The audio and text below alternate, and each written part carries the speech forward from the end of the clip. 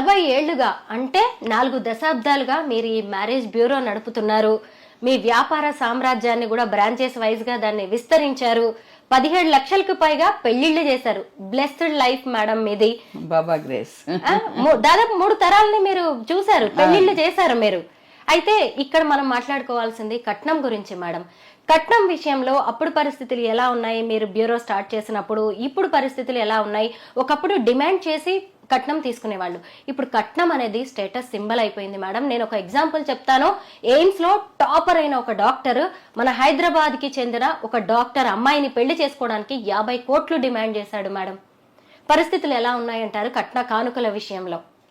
నా ఉద్దేశంలో నిజంగా ఇలా అంటున్నాను ఏమనుకోవద్దండి. నా దృష్టిలో రూపాయి ఆశించిన దొంగేవాడు.